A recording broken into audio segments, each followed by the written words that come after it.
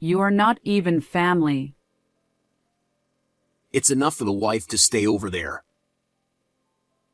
My mother-in-law and husband sneered at me. When I went to my in-laws' house, I was ordered to sleep in a basement with a temperature of 105 degrees Fahrenheit. With smirks on their faces, they went off to the air-conditioned living room. Enraged by their terrible treatment, I left the divorce papers and disappeared. Then, the next morning, there were 100 voicemails from my shocked husband. The revenge has only just begun. An epic tale of revenge was just beginning at that very moment. My name is Angela. 3 years ago, when I was 25, I married my husband Mark. I decided to be with him after hearing about his past, as he is 2 years older than me. I'm from a small village, and I used to be quite the troublemaker.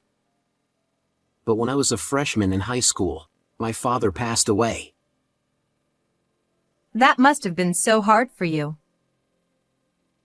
As my husband confessed, lowering his gaze, I offered him comfort. I had also lost my parents at a young age, so my heart ached as if it were my own pain. Soon after that, I moved to the city with my mom. I had to support her, so I turned over a new leaf and transformed into a serious, handsome guy. Just kidding. Seeing him laugh shyly and puff out his chest, I thought I could have a happy life with an honest man like Mark.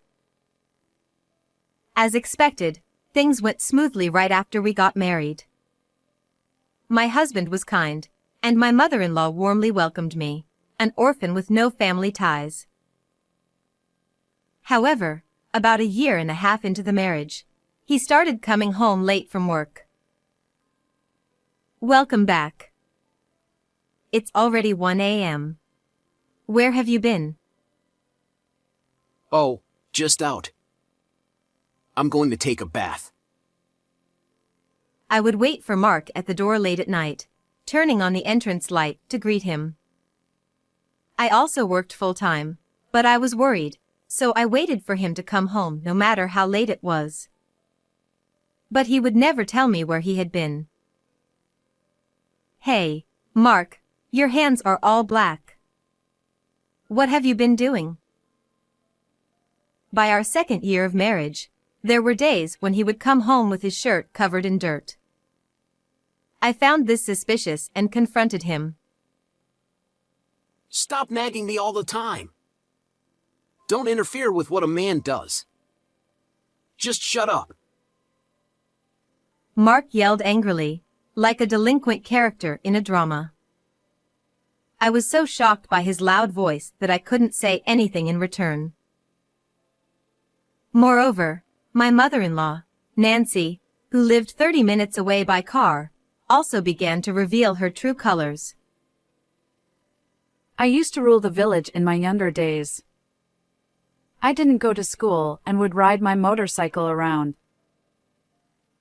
It seemed that my mother-in-law had once been part of a delinquent group, and she began to show up at our house in a car modified to make loud noises.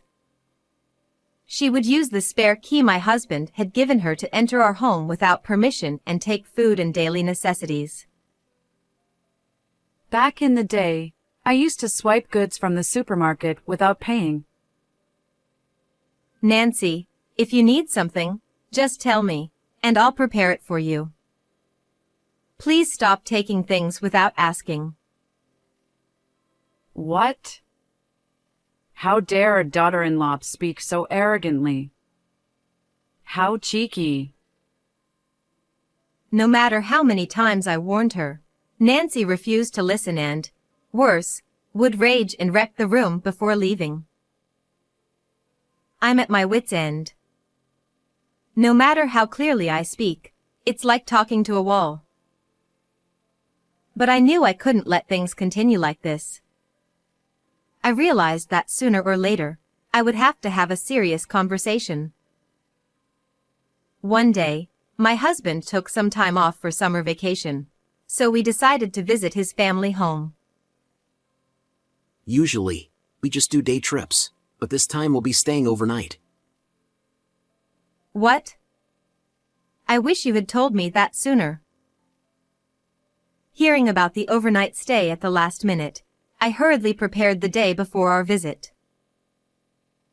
But maybe this is a chance for us to have a proper family talk. It could be an opportunity to clear up any misunderstandings. At this moment, I was still naively believing in the family bond, completely unaware of the true intentions of Mark and his mother. You're late. The next day, in the early afternoon, when my husband and I arrived at his family home, Nancy, with a cigarette in her hand, yelled at us as soon as she opened the door. The traffic was bad. There was a slow car in front, and I was thinking of tailgating them real close. In that case, you should just overtake them from the opposite lane, and if the cops chase you, shake them off. Laughing as they walked into the house, Nancy and Mark looked like completely different people from when we got married. This is the first time I've seen Nancy smoke. I sat down quietly in the living room where I was shown, feeling slightly uncomfortable. Angela, I need you to take care of the neighborhood association's accounting records. As I was taking out a gift box of assorted jellies from my bag, a pile of receipts and papers was dumped on the table in front of me. When I looked bewildered at Nancy and the documents, she quickly snatched the gift from my hand. I've been asked by my neighbors to take on the role of the accounting job. With an exaggerated shrug, she tore open the wrapping paper of the jelly box. It was strange that someone like her, who boasted of playing around instead of going to school and not even knowing basic addition, would be asked to handle the accounts. So, you need to finish the accounting work right away. Right now? Me? Ha! Are you saying you can't do it? Startled by her demonic expression as she yelled at me, I instinctively glanced at Mark for help. However, my husband just started lounging around, watching TV as if it had nothing to do with him. Since we're staying here tonight, maybe it's my duty as the daughter-in-law to do at least this much. I tried to convince myself and searched on my phone for how to keep the books. Imitating what I saw, I began the accounting work, checking the receipts and past documents. However, no matter how much I worked, the job never ended, and it quickly turned to evening. Oh, by the way, there's a summer festival in 2 days. Tomorrow we'll be busy with preparations, so you two will help with the stalls. A summer festival? Exhausted from the accounting work, I couldn't help but cry out. I'm heading out for a meeting tonight. Unlike me, who was exhausted, Mark seemed to be excited about the summer festival, his voice bubbling with enthusiasm. It's just a drinking party, right? Well, that's how adults enjoy summer festivals. Nancy chuckled and finally took out the chilled jelly from the refrigerator and started eating it by herself. Then, my husband went out for his meeting, and Nancy said she was going out for dinner with friends. They both left the house by 6 p.m. After that, I was alone, calculating until late at night. They finally returned around 11 p.m., with Mark completely drunk and Nancy louder than usual. Tomorrow is the day before the festival. Time to sleep. Oh, Angela, you sleep in the basement. As soon as they came back, Mark and Nancy led me to a small, windowless basement. What is this place? It's so hot. As soon as I opened the door, a heavy, damp heat wafted out, and when I looked at the thermometer in the room, The temperature was 105 degrees Fahrenheit. There was only one moldy, old mattress inside. For the wife, this place is good enough. That's right. You're not even family. When I looked at the two of them in disbelief, they both snickered, saying, "You should be grateful we even prepared a mattress for an outsider. This can't be. If I sleep here, I'll get heat stroke." I pleaded desperately, asking them to at least let me sleep on the living room sofa. But at that moment, Nancy shot me a sharp glare. Ha! A stranger like you is being so selfish. We'll talk after you finish the remaining accounts. She shoved all the accounting documents into the basement, her breath reeking of alcohol. Tomorrow is the festival preparations. We're leaving early in the morning. Mark, completely drunk, spat out these words before heading back to the air-conditioned living room with Nancy. It's too hot in here to do any calculations. And we can't even have a family conversation. I found the basement suffocating, so I went out into the night garden to cool off and think about what to do. Then, from inside the house, I heard Nancy's voice as she talked on the phone with a neighbor. I strained to listen and heard her saying something I never expected. "What? Is that what this is about? Fine, I'm ending this marriage today." Learning the terrifying truth, I was filled with rage.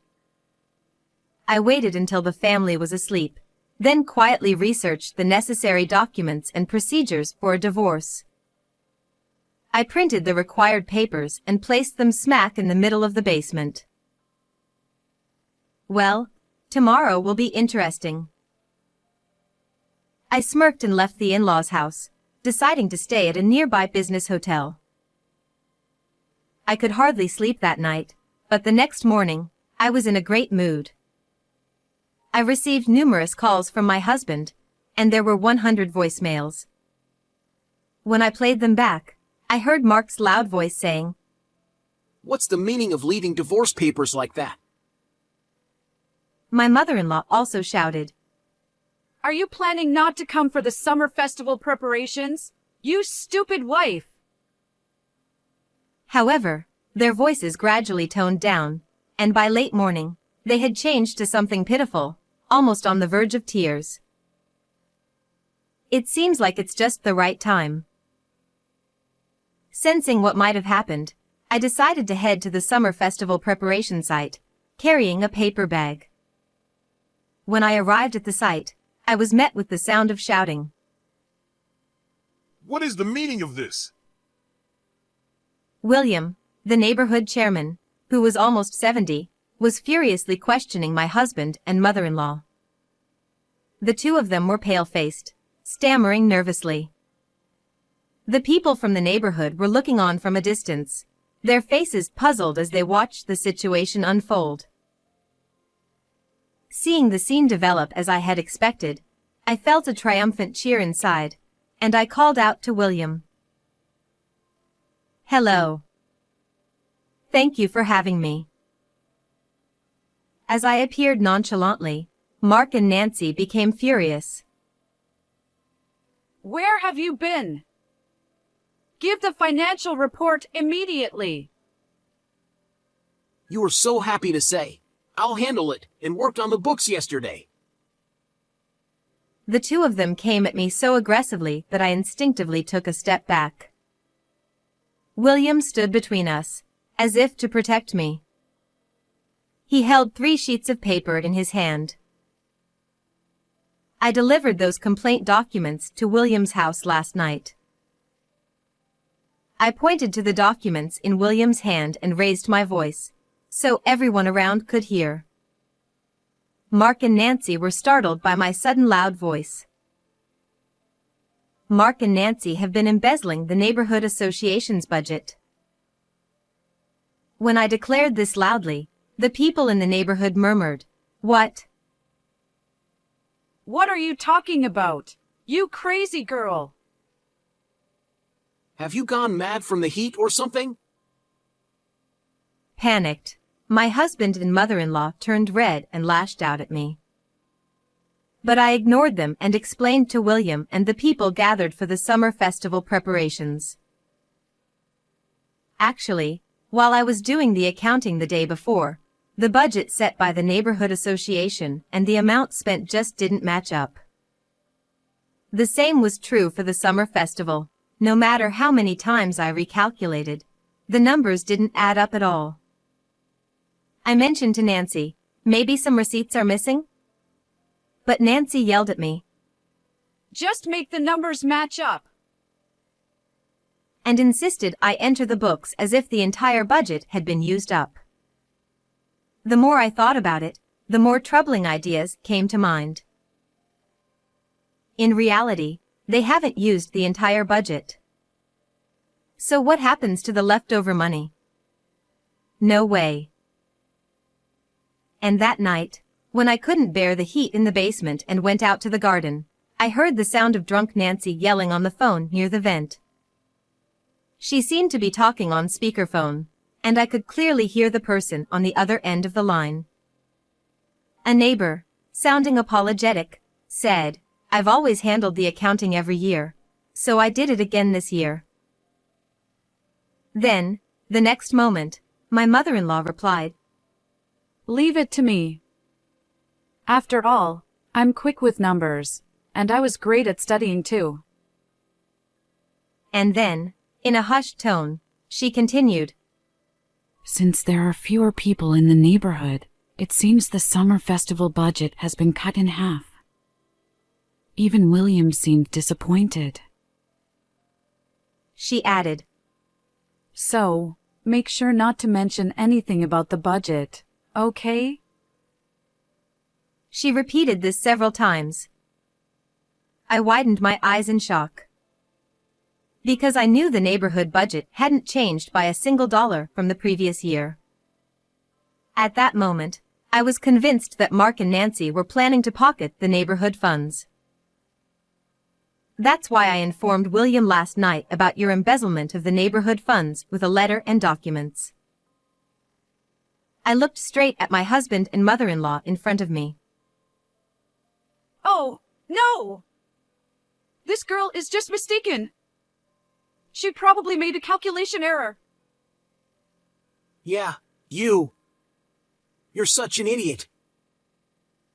With strained smiles, they shrugged at the neighbors, as if to say, what a troublesome wife. No, there is more proof. When I took my smartphone out of my bag, Mark and Nancy looked at me with puzzled expressions. The sound is a bit low, so I'll play it through this speaker.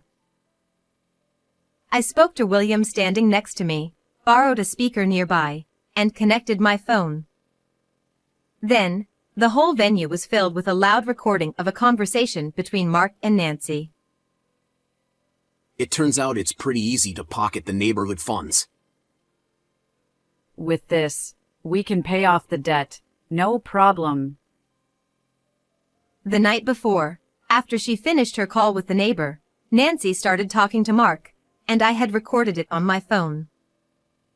Upon hearing their plot being exposed, they both let out a small scream, and the recording cut off abruptly. You too. So you were embezzling after all.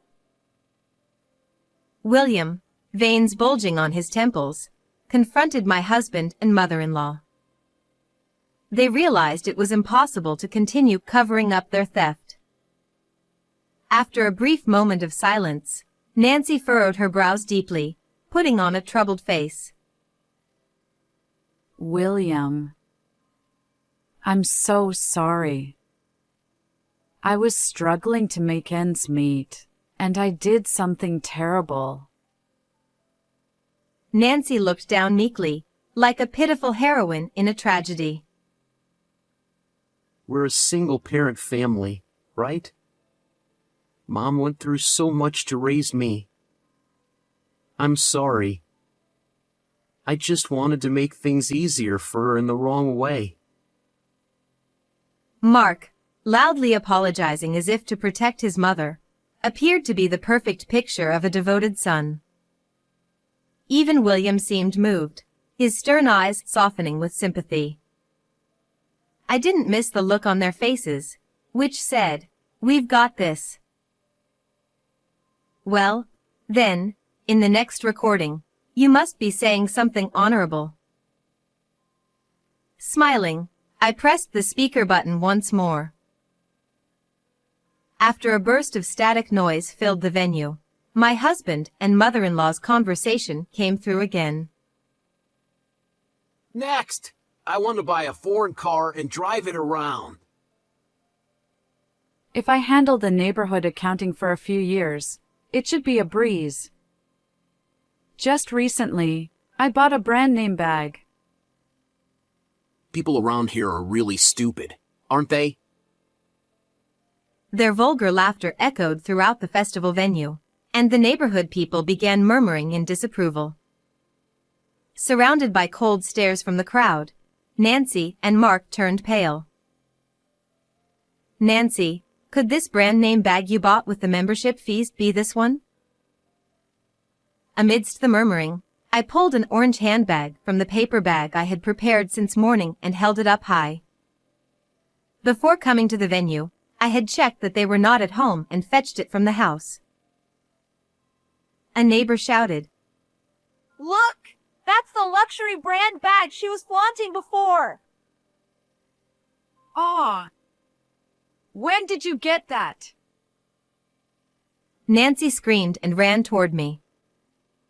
I lifted the bag above my head, swinging it left and right so she couldn't reach it.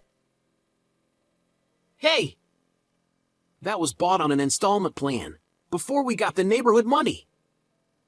Be careful with it. Mark, with a frantic look on his face, ran up and snatched the bag from my hand. As we continued to glare at each other, William's voice echoed over the now silent festival grounds. Luxury brands, foreign cars. All lies. What do you think the neighborhood dues are for? Exactly. They're treating it like their personal wallet. I stood next to William and pulled out more documents from the paper bag. It turned out that Mark and Nancy were obsessed with modifying cars, and they were pouring a lot of money into that, too. Mark had been coming home late at night with dirty shirts because he was working on cars. They had also been secretly spending money on gambling and shopping. The most shocking discovery was that they had even dipped into the $20,000 savings account that we had built together. Mark had claimed to have become serious after his father's death, but he had never really stopped being a bad boy. You must have had a lot of fun racking up $80,000 in debt.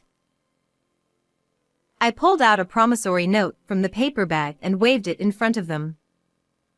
Before coming to the festival, I had found not just the bag but also the debt acknowledgement and receipts from the company handling the car modifications. Exposed for their debts, Mark and Nancy trembled, their lips quivering, their faces as pale as ghosts. To use the fees everyone paid for such things. Unforgivable. William scolded them, looking at the documents I had presented. By the way, Mark, you seem to be in a great mood at last night's drinking party. William suddenly brought up the party my husband had gone to, claiming it was a meeting. William was a local notable. He had shown up briefly at the party before leaving for other greetings and work elsewhere. Once William left, Mark apparently let his guard down, drank heavily, and bragged about his past misdeeds as if they were heroic exploits. Quite ridiculous for someone his age. I felt embarrassed, but my husband had done more than that. He had persistently hit on a young woman who had just turned 20, trying to get her to go out with him. Attendees around him had repeatedly tried to stop Mark, but he was too drunk to listen to any of them.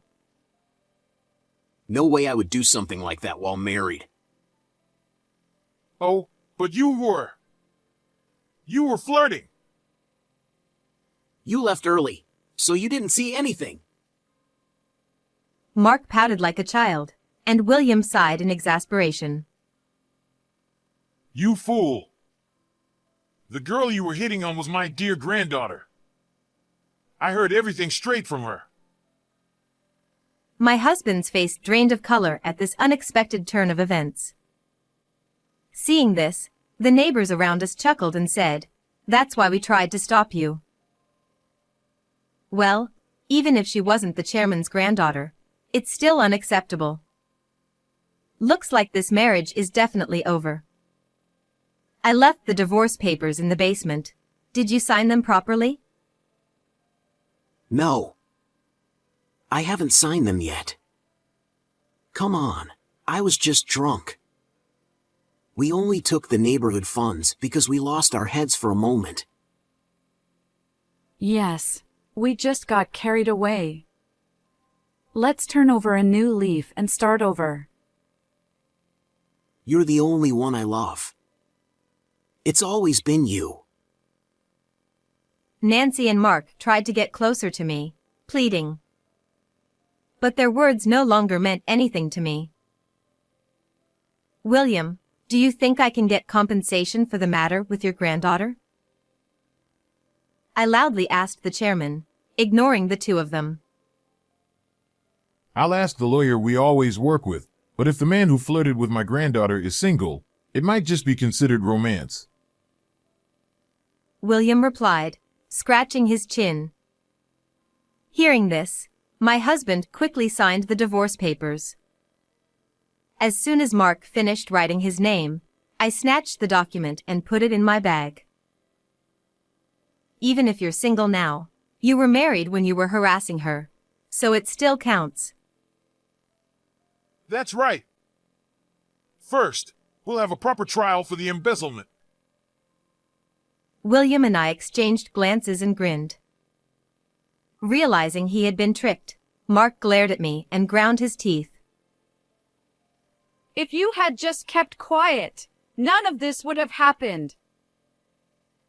Nancy stomped her feet angrily. That's naive thinking. Even if you tamper with the books, the neighborhood will conduct an audit at the end of the year. Such sloppy embezzlement was bound to be discovered. I replied with a sigh, and my mother-in-law and husband looked dumbfounded. I'm cutting ties with you both. I'll demand alimony for the divorce, and you'll pay for your embezzlement. I pointed directly at them, delivering the final blow. Surrounded by William and the neighbors, Mark and Nancy collapsed to their knees, crying out in despair. Just then, the police car I had called before arriving at the venue pulled up, and my slumped husband and mother-in-law were taken away. After that, I immediately submitted the divorce papers and cut all ties with the two of them. William filed a lawsuit over the embezzlement of the dues, and now the two of them are behind bars.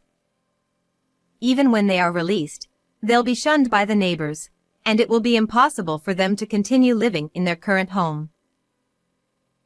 Moreover, they will have to pay $20,000 in divorce alimony, $10,000 for half of the embezzled savings, and $80,000 in debt for their extravagant lifestyle. They will likely face days filled with debt, without a home or money. By the way, regarding the summer festival, which had caused such a stir, the problem was discovered at noon the day before the festival, so everyone in the community hurriedly worked together. They managed to buy the prizes and food according to the original budget, and the festival turned out to be as lively as ever. Having exposed their wrongdoing, I found myself quite favored by William. You've got guts. How about running for city council? I'll support you. He's even suggested that I run for office. I might just make my debut in the political world. How did you enjoy this story? Don't forget to subscribe to the channel. See you in the next video.